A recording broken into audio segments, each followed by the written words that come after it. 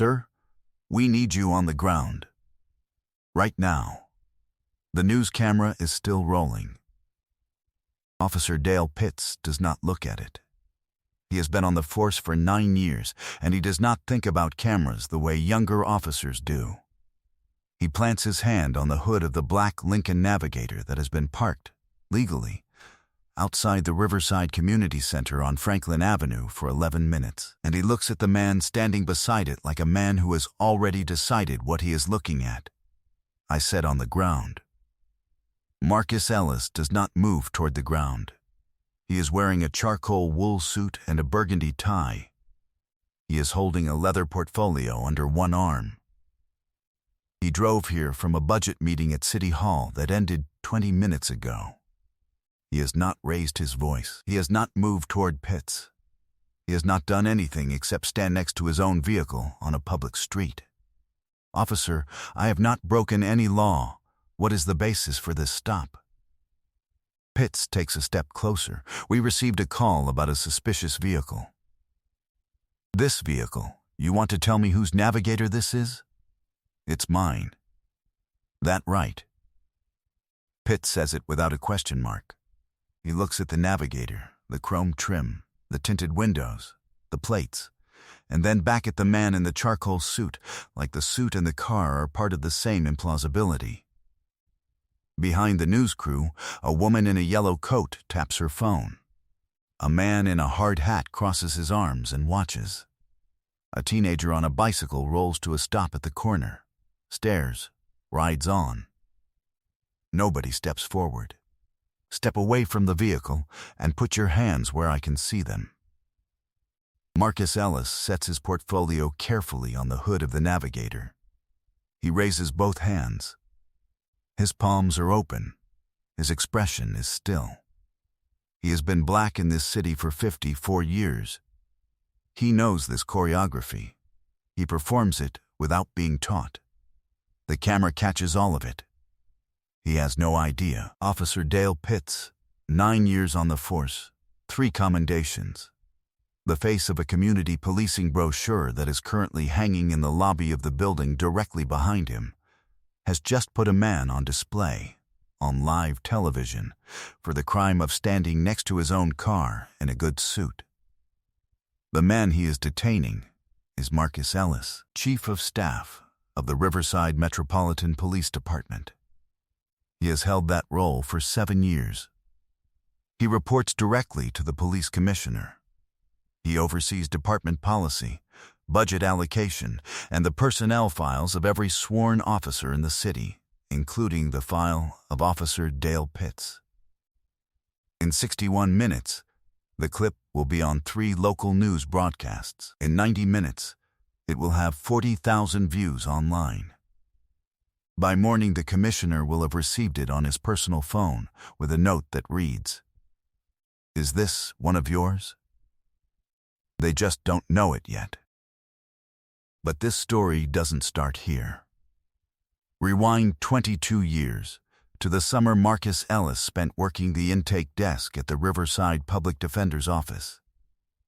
He was 32.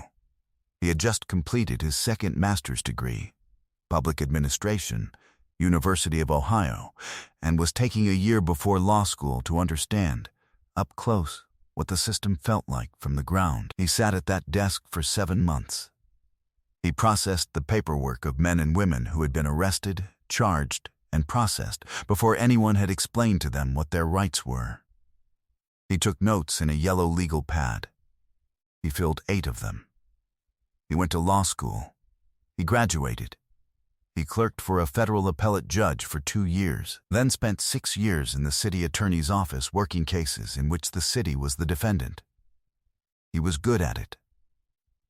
He was methodical and precise, and he never got emotional in depositions, not because he didn't feel things, but because he had learned early that emotion gives the other side something to work with, and he was not in the business of giving the other side anything. In 2004, the newly elected police commissioner, a woman named Sandra Okafor, who had built her political career on accountability reform, asked him to join her office as a policy advisor. He said yes. In 2007, She promoted him to Deputy Chief of Staff. In 2017, when her deputy commissioner retired, she called him into her office and offered him the position directly. He declined the deputy commissioner role. He took the chief of staff position instead. Why? She had asked.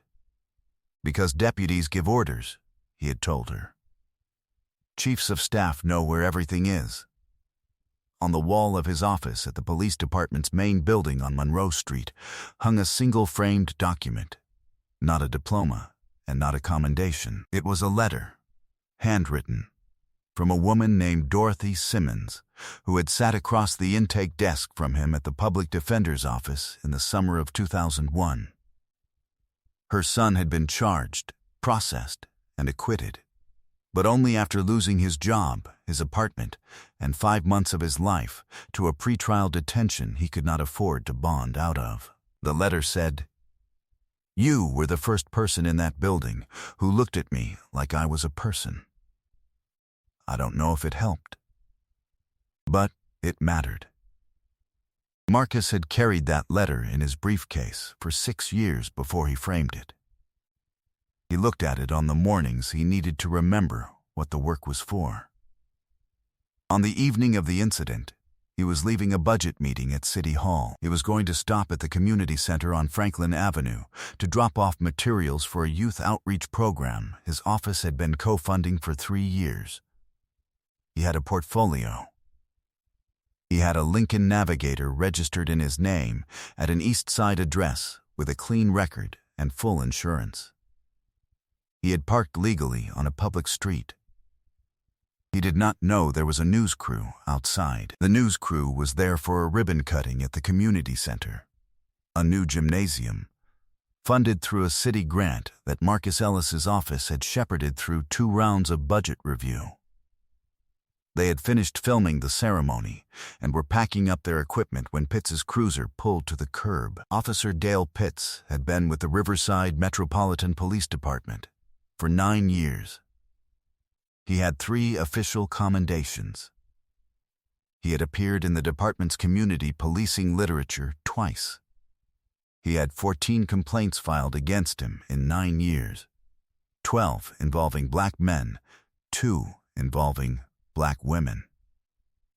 Of the 14, 13 had been reviewed and dismissed by his district supervisor, Lieutenant Harold Graves, who had written the word unfounded on 12 of them within 72 hours of filing. The 13th had been dismissed pending a review that had never been completed. The 14th was filed 4 months ago and was still, technically, open. The 14th had been filed by a man named Calvin Reed, who said Pitts had stopped him outside a barber shop, ordered him out of his car, searched it without consent, found nothing, and told him as he drove away that he should be more careful about the kind of neighborhoods he visited. Calvin Reed was a licensed electrician. He was driving a 2019 Ford F-150. He had filed his complaint in writing, with dates, and had submitted a copy of the recording he had made on his phone. The complaint was sitting in a pending file in Lieutenant Harold Graves' office. It had been sitting there for 4 months. Marcus Ellis did not know about Calvin Reed. But the folder on his desk that governed Pitts's personnel file was the same folder that contained all 14 complaints, and the name of the lieutenant who had dismissed 13 of them, and the dates on which the dismissals had been signed. He had read that folder 6 months ago. He had noted it.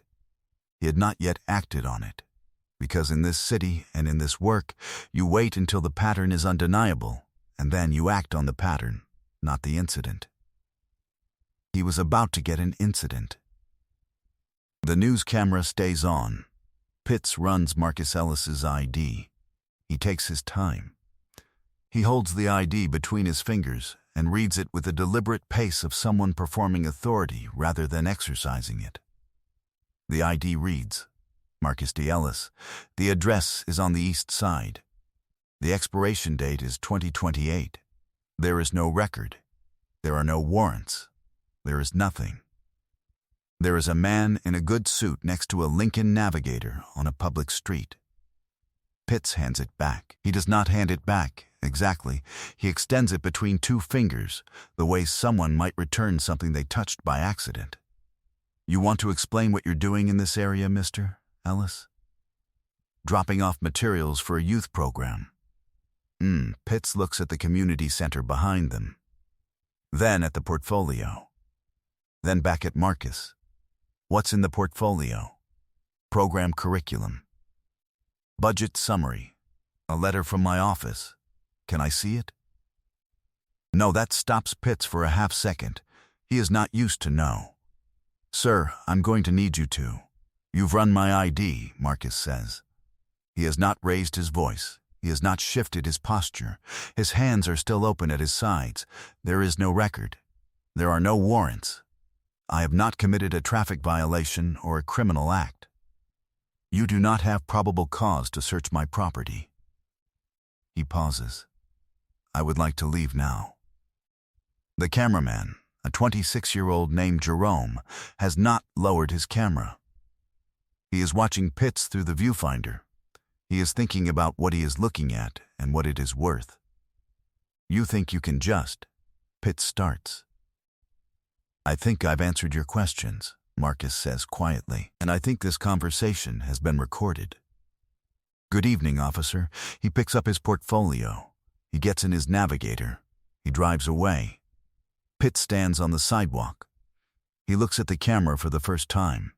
He says something into his radio. He gets in his cruiser. He sits there. Jerome lowers the camera. He looks at his producer. His producer looks back. Did we just get that? Jerome says. They did. 41 minutes left. The clip is 17 seconds of usable footage. It is uploaded to the station's social media account at 7:52 p.m.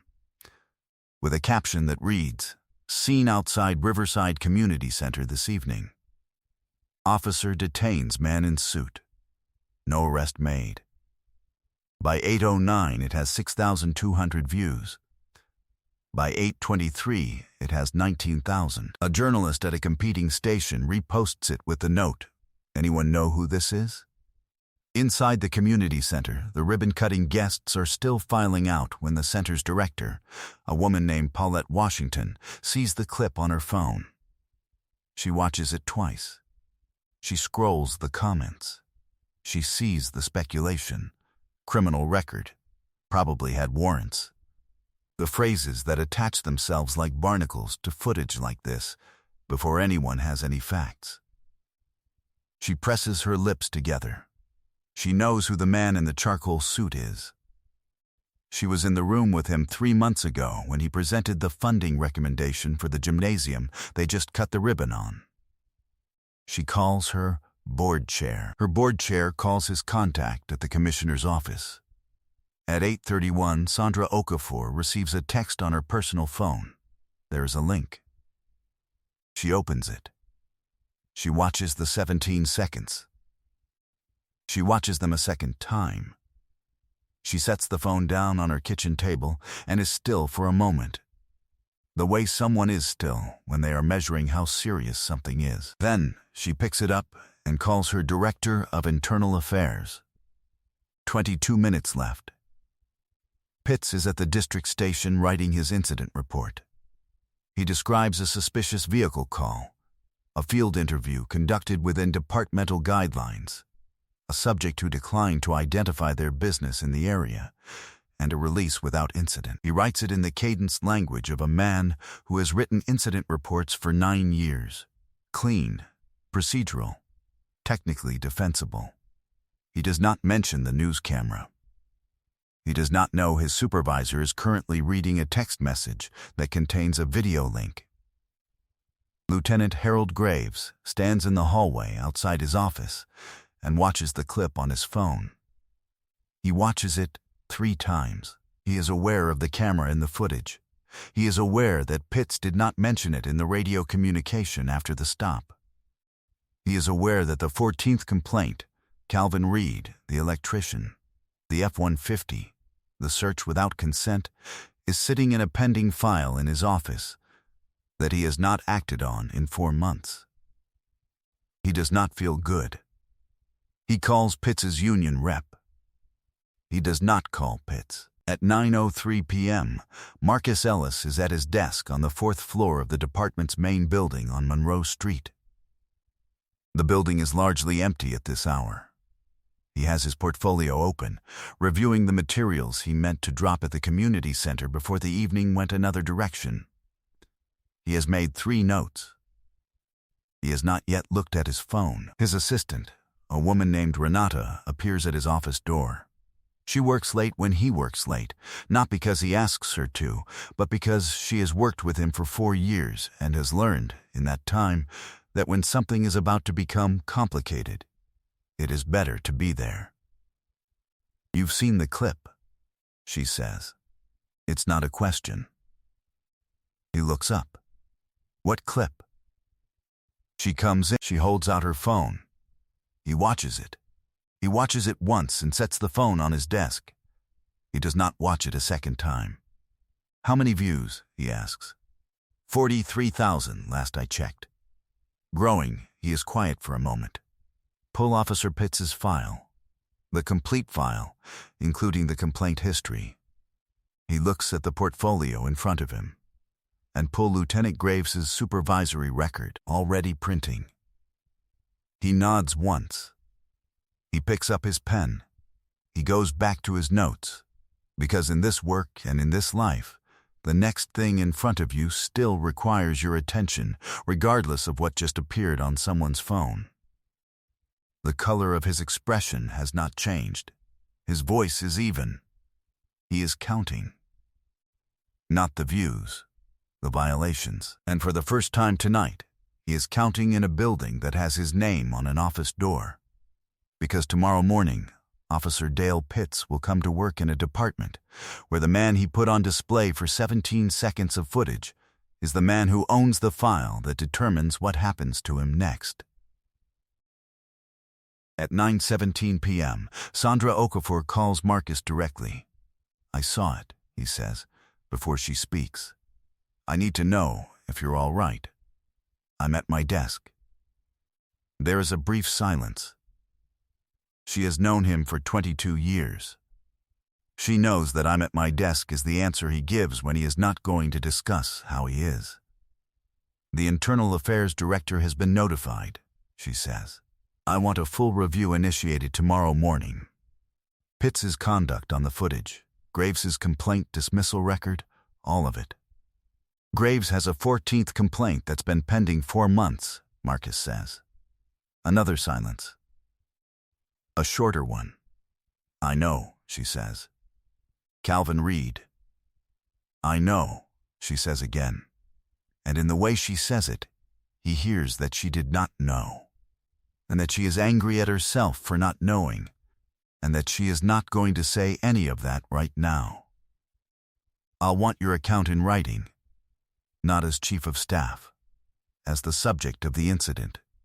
It'll be on your desk by 7. She exhales. "Marcus," she says his name the way you say someone's name when you want to step outside the institutional language for a moment. "I know," he says quietly. "It shouldn't have happened. A lot of things shouldn't have happened." He looks at the letter on his wall, Dorothy Simmons' letter, and its frame. That's why we're here.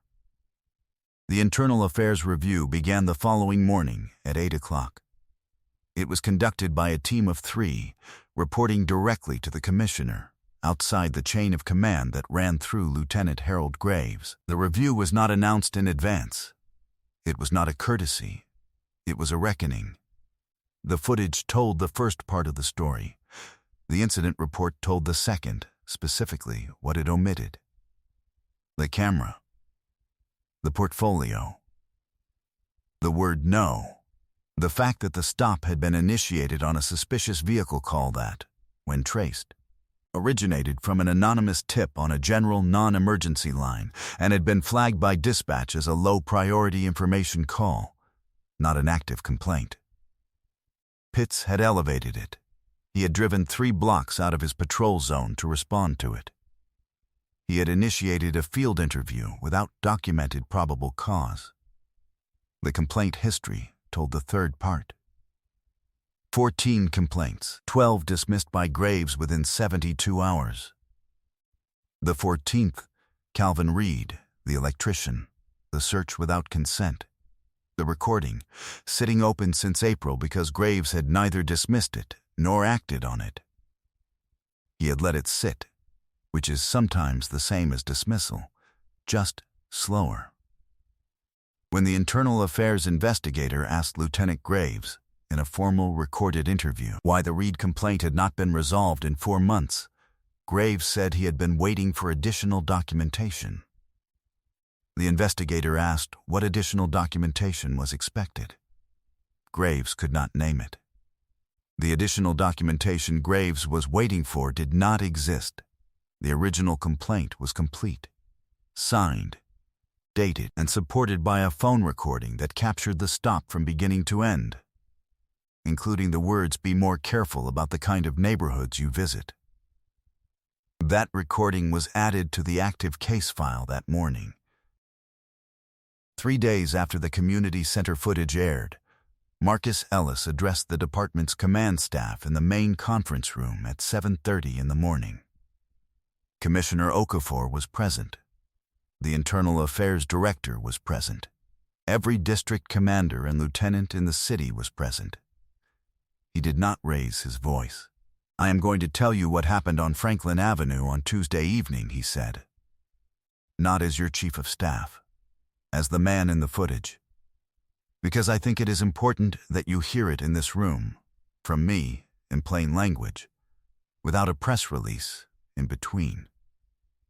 He described the stop. He described his hands, raised. He described the ID held between 2 fingers like something contaminated. He described the question, "You want to explain what you're doing in this area," and what that question means when it is asked of a black man in a good suit in a neighborhood the questioner has decided does not belong to him. "I did not announce my position," he said. "I want to be exact about why. Not because I was testing the department, not because I believed my title entitled me to different treatment on a public street. I stayed quiet because the question before us is not whether an officer would behave differently if he knew who I was. The question is whether he would behave differently if he knew who anyone was. The next man he stops on Franklin Avenue will not be the chief of staff. That man deserves the same street as me, and right now, in this department, he does not reliably get it." He set his notes down. "We have 14 complaint files. We have a supervisory record that dismissed 13 of them in an average of 62 hours. We have a 14th that sat open for 4 months. Because inaction is a decision, and sometimes inaction is the decision that protects the officer instead of the community. That ends in this room, this morning." He looked around the table. "Documentation wins," he said. "Not rank. Not a good suit. Documentation, evidence, accountability, those are the tools this department was built to use, and I am telling you, as the person who controls this department's personnel infrastructure, that we will use them." Officer Dale Pitts was placed on administrative leave pending the outcome of the review. The review concluded in 6 weeks. He was terminated for failure to document a field stop adequately, conduct unbecoming, and initiating a stop without documented probable cause. The termination was upheld on appeal. His name was removed from the community policing brochure. The brochure was reprinted. Lieutenant Harold Graves was placed on a formal performance improvement plan and reassigned from supervisory duties pending the outcome of a secondary review of all complaint dismissals processed under his authority in the past 4 years. The review identified 31 additional complaints across multiple officers that had been dismissed without adequate investigative documentation. 6 of those complaints were reopened. Calvin Reed received a letter from the commissioner's office informing him that his complaint had been found substantiated. He received a personal call from Marcus Ellis's office 2 days later. He missed the call. He called back. They spoke for 14 minutes. Reed asked what happened to the officer. Marcus told him. There was a silence on the line. "Does that fix it?" Reed asked. "No," Marcus said. "But it's in the record, and the record is what we have." The 17-second clip was ultimately viewed 2.3 million times across all platforms. Several national outlets covered the story when Ellis's identity was reported 3 days after the footage aired. The coverage ran a photograph of Ellis at the community center ribbon cutting, smiling, shaking hands with Paulette Washington in front of the new gymnasium. It was, one journalist noted, the same building Pitts' cruiser had been parked in front of. Nobody called it irony. It was the city. Jerome, the cameraman, won a local press association award for the footage in January. He donated the small prize to the community center's after-school program. On a Thursday evening in March, Marcus Ellis walked into the community center on Franklin Avenue and finally delivered the materials in his portfolio, the curriculum, the budget summary, the letter from his office, to Paulette Washington, who was alone in the gymnasium stacking folding chairs. She saw him come in and stopped. "You're about 5 months late," she said. "I was held up," he said. She laughed, which surprised him. Then he laughed too, which surprised him more. He helped her stack the chairs. They talked about the after-school program, the funding cycle for next year, the 11 kids who had showed up last Tuesday for the first basketball session on the new court. She asked him if he was all right. He said he was fine. She looked at him for a moment. "Are you really, though?" He set the last chair on the stack. He looked at the gymnasium, the new floor, the new backboards, the light coming in through windows that hadn't been there before, and thought about Dorothy Simmons's letter, and about Calvin Reed, and about the 31 complaint files, and about the 14, and about the man who had stood next to his navigator on a Tuesday evening with his hands raised and his palms open, and had counted the violations so he would remember every one. "I'm still here," he said. "That's what matters." He picked up his portfolio. He walked back out to his car. He drove home. Somebody has to know where everything is. If you have ever been Calvin Reed, if you filed a complaint, did everything right, and then waited in silence while nothing happened, share this story. Not for the views. Share it, because 43,000 people saw 17 seconds of footage and thought they knew what they were looking at. Share it so they see the rest. Drop a comment below. Have you ever witnessed something wrong and had to decide, do I speak up, or does speaking up cost me more than silence? Tell us what you decided. We read every one. Subscribe for more stories about the people who kept the record. Because in the end, that is all any of us can do. Keep the record. Make sure someone reads it. Somebody has to know where everything is.